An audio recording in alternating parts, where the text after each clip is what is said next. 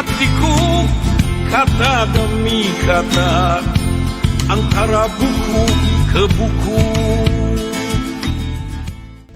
Kembali semula kita ke dalam program Travelog Seorang Bibliomania. Kita dah pun sampai ke segmen yang keempat. Saya Izul Zulnurain bin Darussamin dan juga dan saya Nur Atira Cik Zahariman.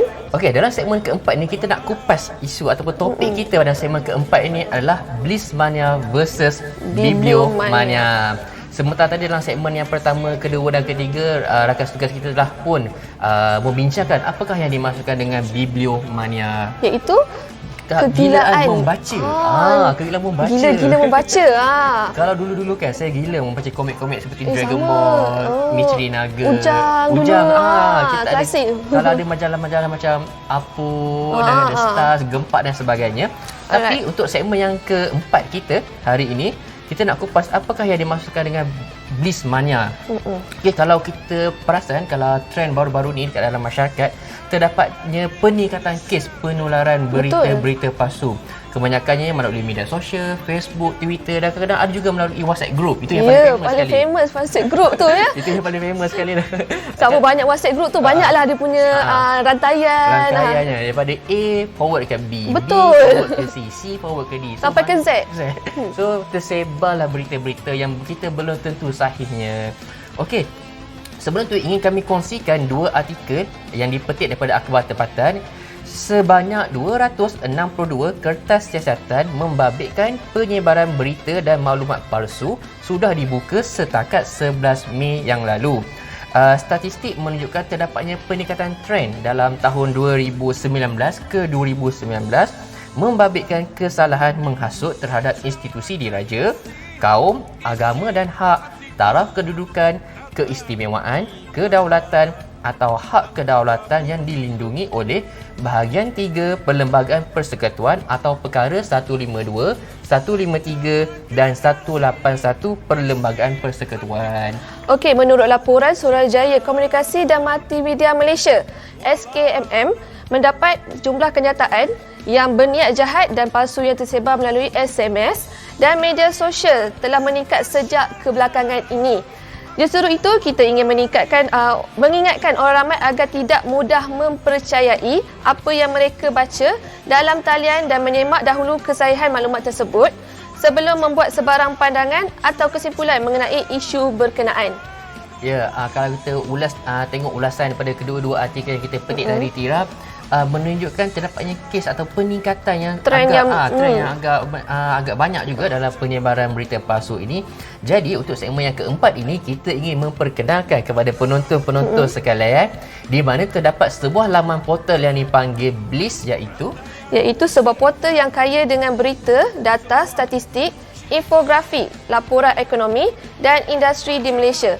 Bliss menyediakan jawapan kepada keperluan segera penyelidikan anda. Ataupun Bliss ni, dia punya nama panjang dia adalah bernama Library and Infolink Service. Okey, seperti yang penonton-penonton lihat di paparan sekalian, ini adalah muka hadapan bagi pangkalan data Bliss, iaitu pangkalan data yang mungkin kita boleh kata sebagai one stop center dalam mendapatkan maklumat yang sahih, benar, tepat. Kalau kita tengok di paparan sekalian, penonton bolehlah mengakses kepada pangkalan data Bliss http://bliss.bernama.com ataupun penonton-penonton sekalian boleh tengok paparan di bawah itu, boleh layari portal Bliss sebagai sumber maklumat tepat dan berita-berita akhir. Di situ kita ada letakkan linknya untuk mengakses kepada pangkalan data Bliss. Okey, kalau kita tengok di paparan sekarang, terdapat 12 modul utama. Yang pertama adalah bernama News, di mana ia adalah koleksi berita-berita bernama yang kita kumpulkan dari tahun 1968. Lama tu. Lama. Okey, untuk modul yang kedua, iaitu Archival News, artikel berita daripada akhbar tempatan seperti Berita Harian, Harian Metro, News Straits Times dan sebagainya. Oh, banyak juga ya akhbar-akhbar tempatan yang kita simpan dalam modul Archival News. Okey, untuk modul yang ketiga iaitu modul Mandarin News, di mana berita bernama tadi kita translatekannya dalam bahasa Mandarin. Okey, seterusnya adalah Foreign News, iaitu koleksi berita daripada agensi-agensi berita luar. Okey. Seterusnya Izzul. Yang seterusnya adalah Info Provider, di mana penerbitan berkala daripada penyumbang maklumat yang terpilih di Malaysia. Okey, di dalam list ni juga kita ada sectorial reports iaitu laporan sektorial industri-industri utama. Okey, modul yang seterusnya kita ada Who's Who, iaitu kompilasi menyeluruh dan mendalam mengenai profil tokoh yang terpilih di Malaysia. Kira kalau ikutkan dalam modul Who's Who ni, kita ada lebih 10,000 koleksi tokoh-tokoh profil yang kita Itu dah lagi simpan. banyak. Lagi banyak.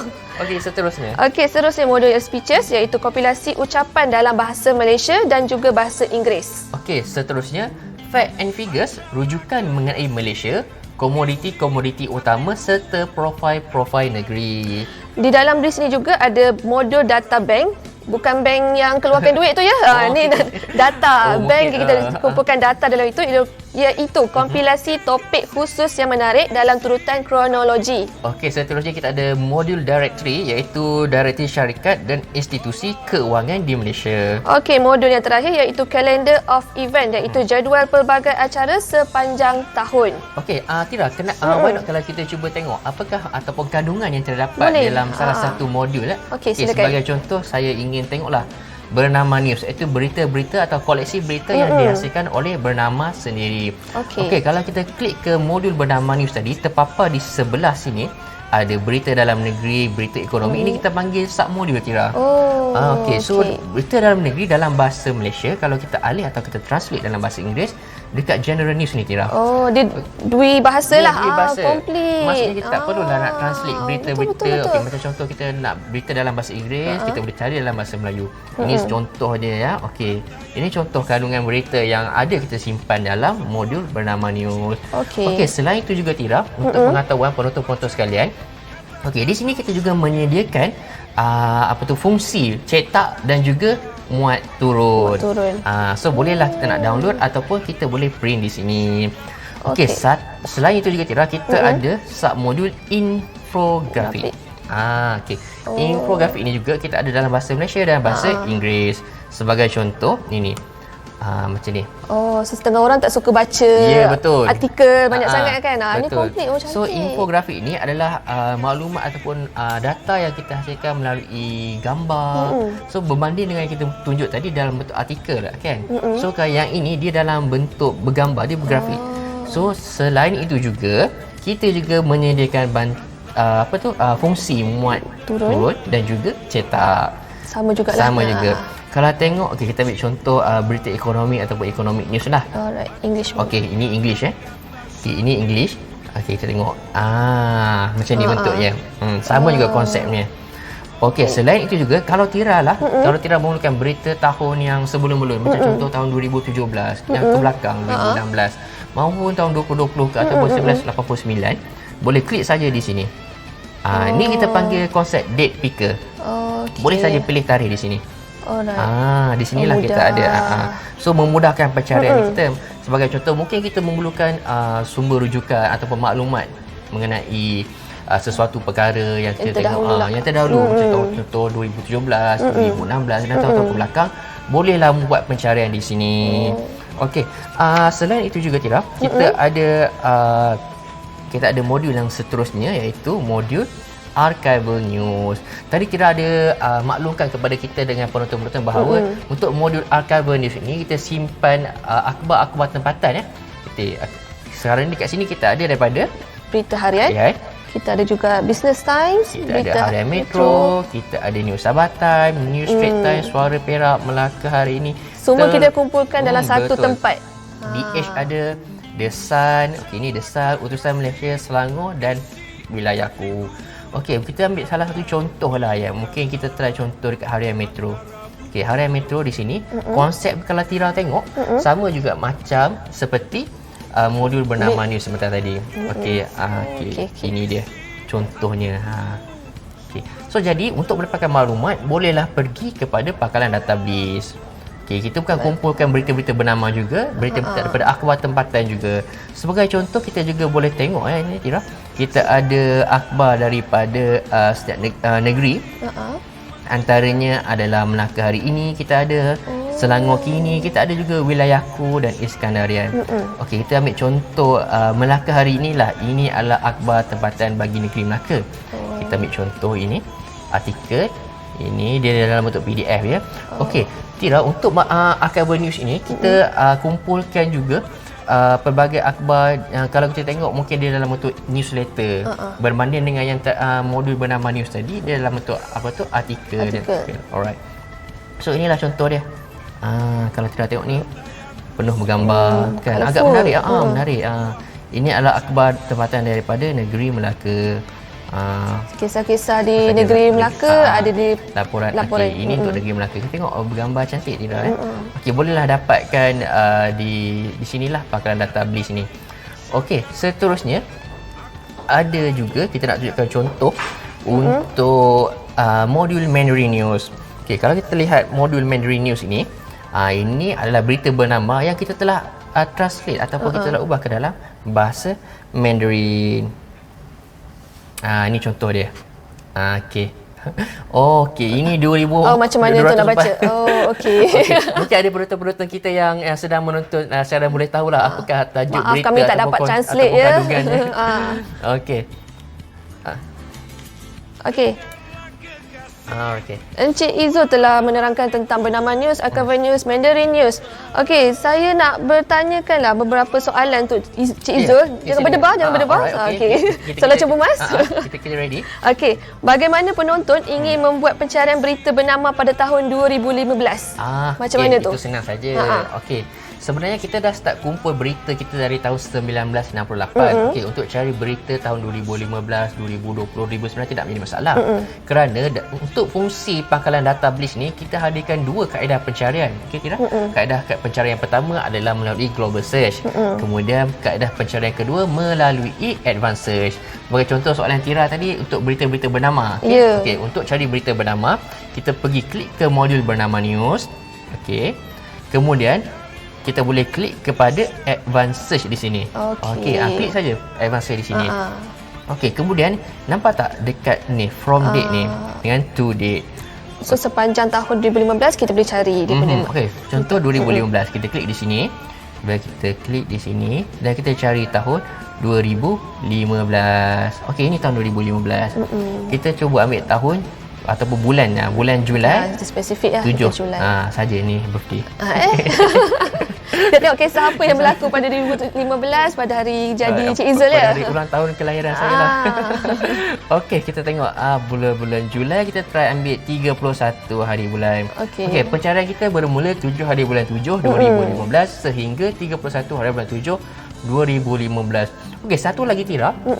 Kalau kita perhatikan di sini, kita boleh buat macam pilihan atau selection. Okey, macam contoh kita nak cari berita untuk berita dalam negeri ataupun berita ekonomi atau economic news. Boleh buat pilihan. Sahaja kita boleh pilih lah. Okey, macam contoh saya nak berita dalam negeri lah. So saya klik sini berita dalam negeri.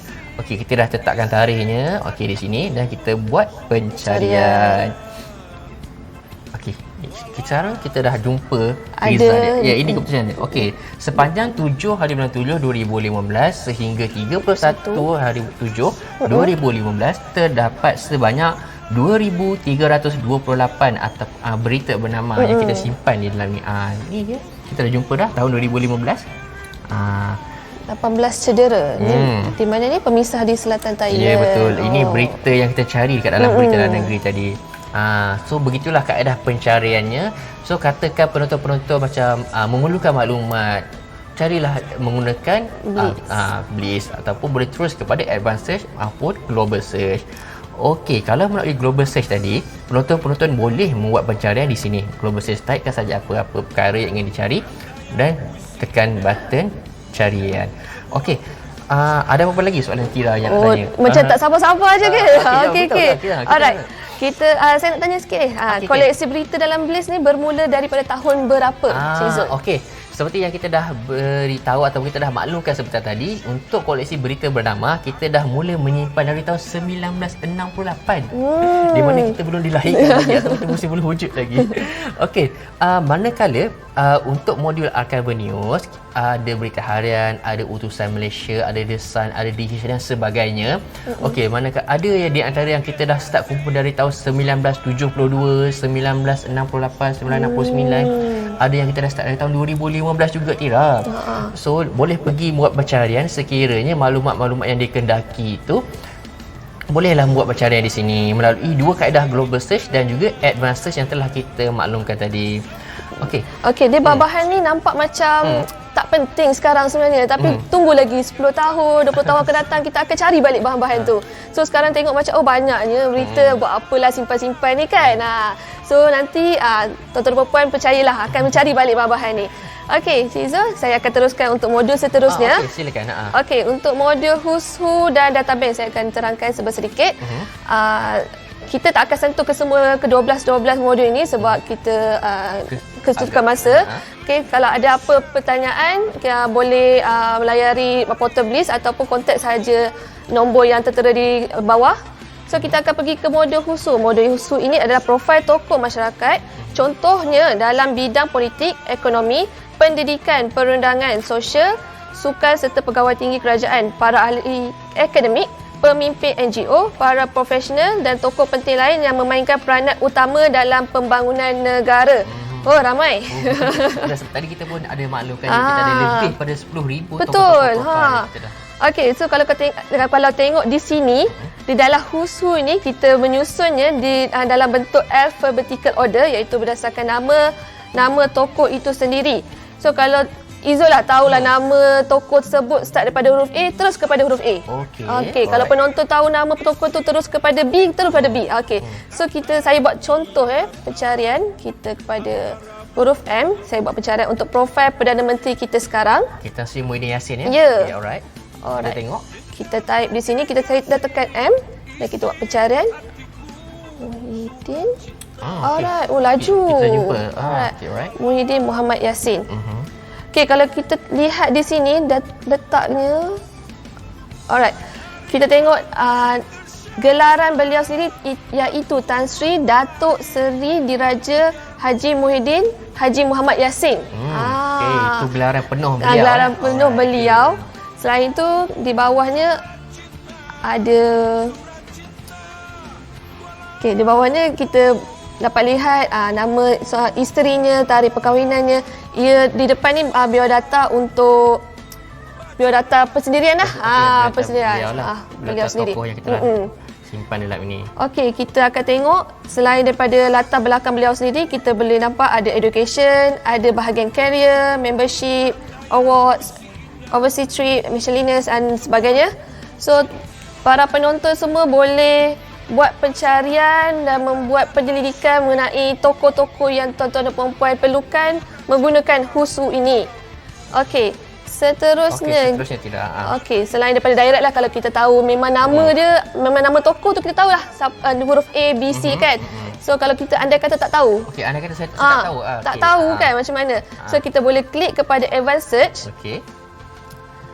Advanced search, kita buat pencarian untuk profil ketua pengarah Kementerian Kesihatan kita. So sekarang ni macam musim COVID ni kan, banyak dia keluar ni tapi kita tak tahu apa dia punya profil kan. Okey, andai kata saya perlukan maklumat mengenai beliau. Macam mana caranya? Okey, kita boleh buat pencarian di advanced search dan kita type namanya. Okey, dan kita tahu beliau di bahagian kesihatan. Okey, so nampaknya kita tahu nama dia Hisham tapi kita tak tahu depannya ada Nur.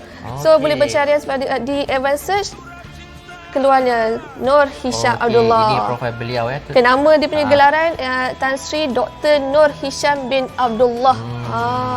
Okey, di sini komplit ya. Dia punya career, membership. Okey, seterusnya saya akan pergi ke modul data bank. Okey, bahagian ke data bank. Data bank itu dikenali sebagai maklumat arkib yang meliputi pelbagai bidang perkara di Malaysia, contohnya kerajaan, pertahanan, kehakiman, politik, sosial, sukan dan sebagainya. Okey, kalau kita tengok sini, dia punya konsep dia sama macam Who's Who tapi lainlah dia punya isi kandungannya, susunan hurufnya sama. So kalau kita tengok, saya bagi contoh yang popular, pencarian popular. Kita pergi kepada E, iaitu kita cuba tengok E. Dia semua bahasa Inggeris tau. E kita akan pergi kepada election. Ada banyak pilihan kalau banyak pilihan. E tu ada second kategori juga. Ya, banyak lagi. So kita ada by election, ada kita cuba tengok general election juga. General election. Okey, kita general election. Okey. Kategori yang ketiga kita cuba pilih 2018 punya election lah. Okey. Alright. Okey. Ni sebagai contoh dia dah. Sebagai contohnya. Okey, semua komplit daripada setiap negerinya. Kita dah compilekan, kita punya bahan-bahan tu kita dah masukkan ke dalam Pangkalan data pangkalan data kita okey. sendiri.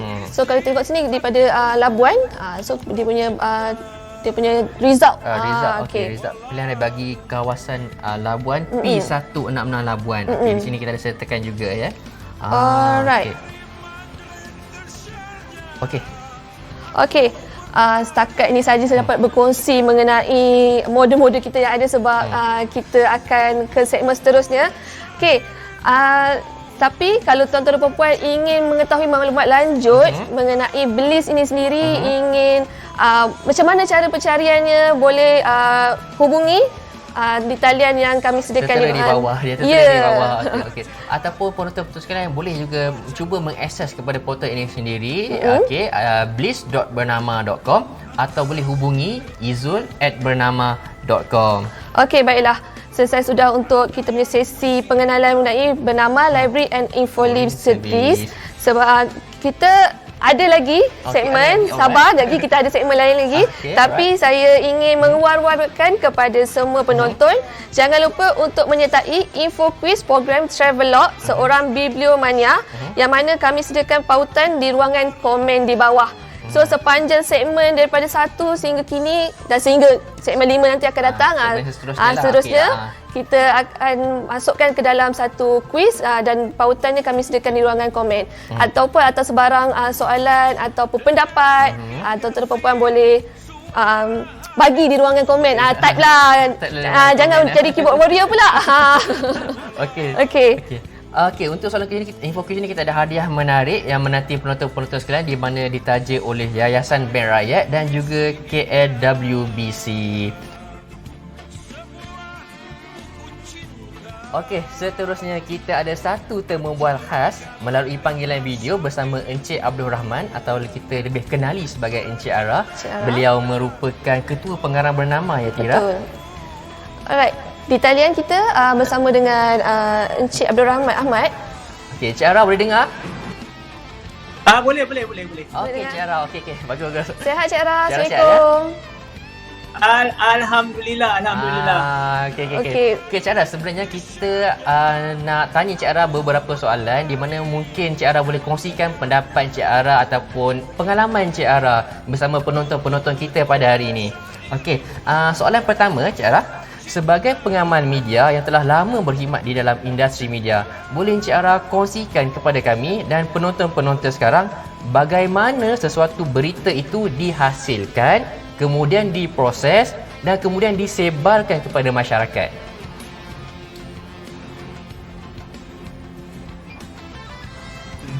Assalamualaikum kepada semua penonton. Terima kasih. Soalan pertama ni, proses membuat berita tu, sebelum kita proses membuat berita tu, kita mesti dapatkan, kita kumpulkan data, kumpulkan maklumat dan semua bahan-bahan yang boleh diperolehi oleh beberapa cara. Satu, wartawan akan pergi ke lokasi. Nombor dua, kita pergi ke kita bagi sidang media. Nombor tiga, kadang kita dapatkan bahan melalui sumber-sumber seperti media, siaran media. So bila kita dapat semua input tu, baru kita akan proseskan dia menjadi berita. Proses menjadi berita pula, kita mesti ada pengetahuan macam mana nak dari segi bahan yang didapat tu, kita perolehi tu, mana yang patut jadi tarikan utama. Kita kena ingat berita ialah sesuatu yang baru. Dia bukan yang dah pernah keluar, dia bukan yang dah orang dah tahu, tapi berita ni ialah sesuatu yang baru dan juga mungkin diperolehi bila kita buat susulan sesuatu isu, itu pun dianggap baru. So kita kena faham dan tahu apa yang pembaca dan penonton mahukan. So berita ialah sesuatu yang baru yang belum pernah didengar, ataupun kalau dah didengar kita buat susulan daripada apa yang pernah keluar. Itu maksudnya berita. So prosesnya itulah dia. Kita kena tahu apa dia ni intro atau permulaan dia tu penting supaya apa, supaya menarik tarikan pembaca dan penonton. Dan kemudian disebarkan melalui kepada masyarakat. Kalau dari segi bernama, kita ada banyak platform kita. Kita sekarang ni ada TV, kita ada radio, kita ada yang dari dulu kita gunakan akses daripada wire. Maknanya tu kita akan hantar kepada semua kita punya pelanggan kita, pelanggan elektronik dan juga pelanggan media cetak, dan sekarang ni ada online. So maksudnya untuk menghasilkan satu berita dia memerlukan bagaimana contoh, wartawan perlu pergi ke lapangan, kemudian kita proses berita tersebut, kemudian barulah kita sebarkan melalui beberapa platform, di antaranya wires, TV, radio dan sebagainya. Okey, kita mungkin boleh pergi ke soalan yang kedua. Okey, Cik Ara. Pada pendapat Cik Ara sendirilah kan, bagaimana budaya membaca berita di kalangan masyarakat kita sekarang ni dalam mendapatkan berita-berita yang sahih dan tepat, sebab kita tahu banyak sangat sumber sekarang. So cara pembacaan mereka ni rasanya Cik Ara boleh bagi pendapat tak? Macam mana mereka boleh dapatkan sumber-sumber berita yang sahih? Dia macam ni, kita yang ialah sekarang ni cabaran ialah netizen pun nak jadi wartawan. Semua orang nak jadi wartawan lah kan. Tapi itu kadang saya kesian juga netizen, sebabnya mereka ni kadang mudah percaya, mudah terpengaruh dengan berita-berita yang yang menarik perhatian mereka, berita-berita yang lebih yang bukan yang kita kata berita hard news. Hard news tu berita yang dia lebih suka kadang berita-berita yang menarik perhatian, yang bukan komuniti lah, yang lebih kepada hiburan ke apa. Tetapi sekarang ni untuk mendapat berita yang sahih, kita perlu dapat berita yang sahih. Satu, kita tengok saluran mana kita dapat berita tu. Kita dapat dia surat khabar mana? Kita dapat dia surat khabar yang dah lama di Malaysia ni, pada surat khabar lama yang lalu macam yang ada lah bernama pun dah lama, dah lebih 5 tahun. So percaya kepada bernama. Bernama adalah sumber berita yang sahih. Semua berita, surat khabar ke TV ke radio semua pakai berita dia bernama. So tengok kesalahan, bila dapat sesuatu berita dulu, jangan mudah percaya, tapi tanya pada diri sendiri, menasabah tidak salah satu berita tu. Tapi kalau daripada bernama, kita selalunya sahih. Okey, maksudnya kita jangan mudah percaya kepada sumber-sumber yang kita belum pasti kesahihannya. Okey, Cik Ara, kita ada soalan yang terakhir, iaitu soalan yang ketiga. Begini, peralihan kepada era digital turut mencetuskan kebimbangan dengan penularan berita palsu. Sumber bacaan arus digital begitu banyak tanpa sekatan, sehingga menjadi gelanggang untuk menyebarkan berita palsu dan lain-lain kandungan yang merosakkan masyarakat. Boleh Encik Ara kongsikan kepada kami dan juga penonton-penonton bagaimana kita sebagai masyarakat untuk mengetahui sama ada berita yang diterima tu benar atau palsu? Silakan Encik Ara. Okey. Itulah dia. Cabaran tu sekarang ni hebatnya, semua nak jadi wartawan sebenarnya, dan semua nak jadi wartawan. Pula mudah. Itulah.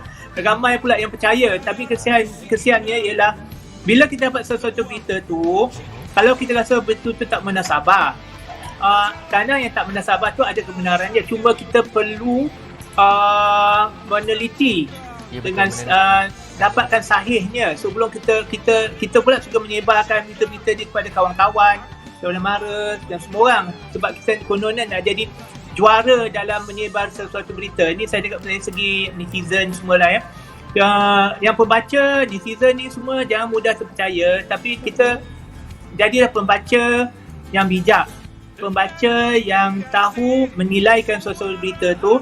Walaupun sesuatu berita tu dianggap aneh, tapi ada kemungkinan dia benar, tapi kita kena semak dengan teliti. Ada banyak sumber berita sekarang ni, kita jangan percaya pada satu sumber aja. Selalulah kalau nak tahu yang sahih, percayalah kepada bernama. Selalu yang bernama, cerita-cerita yang hard news ni kita pastinya bernama akan siarkan. Kita lebih banyak menjurus kepada memang berita kita sahih, patutnya percaya kepada bernama. Dan juga bernama pun bukan dia platform bernama, kita ada pelanggan kita, surat khabar, TV, radio pun semua menggunakan berita kita. So itu menunjukkan yang kita ni, berita yang kita keluarkan ni sahih. So kena pandai menilai sesuatu berita, jangan mudah melenting dan jangan mudah terpedaya. Bila kita dapat sesuatu berita, kita baca, kita teliti dan menilai, dan kita tanya diri, betul ke tidak? Kalau tak yakin, ada sanksi, kita cek dengan sumber lain pula. Jangan kita mudah terpercaya, Kadang benda-benda ni pun kita boleh kalau kita menyebarkan berita yang palsu, kita mudah terdedah kepada tindakan undang-undang. Ya, betul. So jadilah pembaca dan penonton yang bijak bila dapat sesuatu berita. Ya, betul Encik Ara. Okey, itu dia perkongsian daripada Encik Ara tadi. Sangat, saya rasa memang sangat berguna, di mana setiap orang ingin menjadi juara dalam menyampaikan berita. Tapi sama ada Saya yang berita pertama. Saya yang pertama mau jadi. Okey, terima kasih kepada Encik Ara atas kesudian berkongsi pengalaman dan juga pendapat Encik Ara. Terima kasih kami ucapkan. Okey, selesai sudah segmen keempat kita, segmen Bismania versus Bibliomania. Baiklah, sekali lagi jangan lupa untuk sertai info kuis program Travelog seorang Bibliomania yang kami akan sediakan pautannya di ruang komen di bawah. Banyak hadiah menarik menanti anda semua. So jangan lupa tekan link yang kami sediakan dan juga jawab soalan tu secepat mungkin. Okey. Okey, tak lupa juga kepada penaja-penaja utama kita, Yayasan Bank Rakyat dan juga KLWC atas sumbangan dan tajaan hadiah-hadiah yang bakal dibawa pulang oleh pemenang-pemenang kita. Alright, kita berehat sebentar lagi dan kita kembali semula. Antara buku ke buku, rantaian puisi indah, sebuah